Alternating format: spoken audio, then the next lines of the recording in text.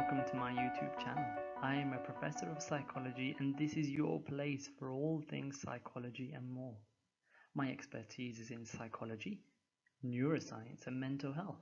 With over 20 years experience, I'm from the UK. I'm a chartered psychologist accredited by the BPS and also a member of the American Psychological Association. I welcome one and all to talk with a professor. This channel is your place for three things. Mental health, which encompasses neuroscience, psychology, and of course mental health and psychological disorders. Financial freedom and wealth, things like the FIRE movement, which stands for Financial Independence Retire Early. Look out for my previous video on that. And last but not least, spirituality and lifelong learning.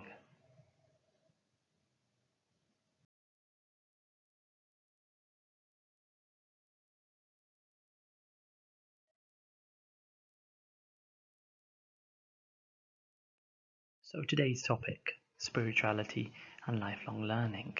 What is mindfulness? I'm actually a mindfulness practitioner, lots of experience in the field of psychology and mental health in general, but mindfulness is slightly different.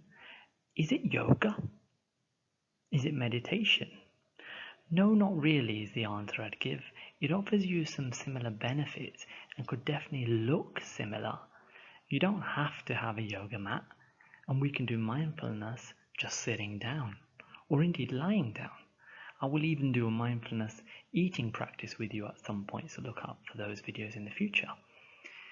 Is it a religious practice? No, but it does have its roots in Eastern philosophy and Buddhism, but mindfulness is not about religion or prayer. I like this particular image of the Buddha. But again, mindfulness is not about a specific religion or prayer or religious beliefs and rituals. I just like this image and the color. But again, mindfulness has nothing to do with religion. Mindfulness is a quality or a state of being conscious or aware of something.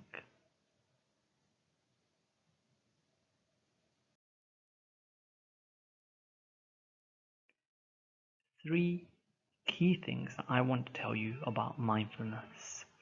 We have an innate human ability, we're all born with this, to be fully present. Hence the word mind, full, to be fully present. It takes brain power or cognitive ability, sure, but we can all do this. To not be or to not think in the past, what's gone wrong, what's happened before, or to not be forward thinking, always planning, we've always got that list for the future, but instead to be fully present in the here and the now, in this moment.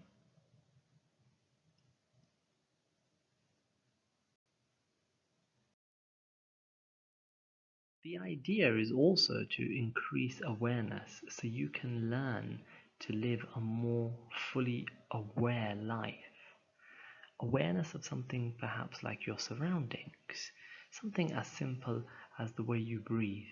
Your body and mind are connected, so simple practice could involve being aware of the air that you breathe, the in-breath,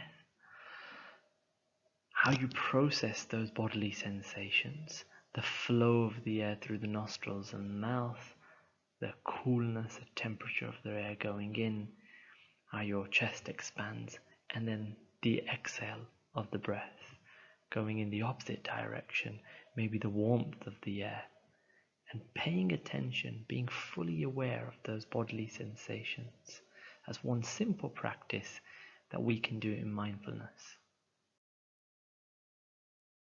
And finally, responding, not reacting. How to respond to situations with a choice rather than reacting on autopilot. We react to sounds, to sights all around us, but usually this is an automatic process.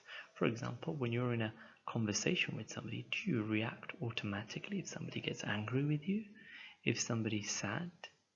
Or do you pause, stop, and then respond?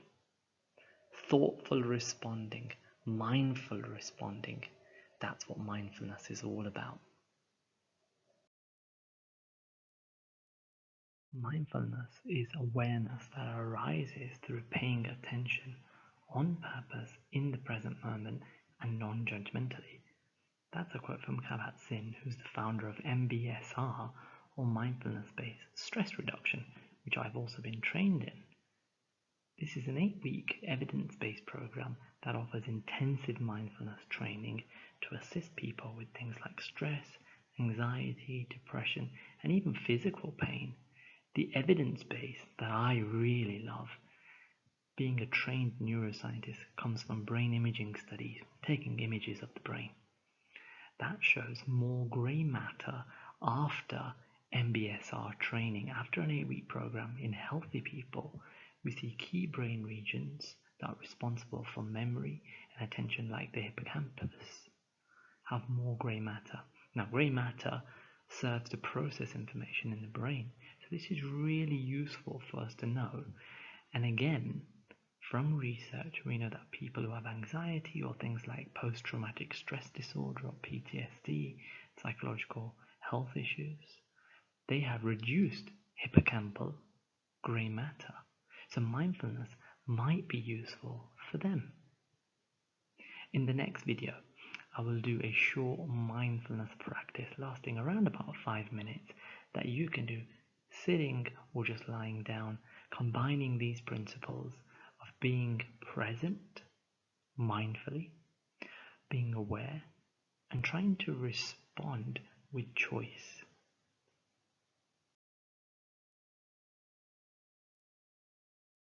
So, if you found this video helpful, hit that subscribe button, share with others, and leave a comment. I'd love to hear from you. We are often more capable than we give ourselves credit for. We place mental barriers on what we believe to be our limits.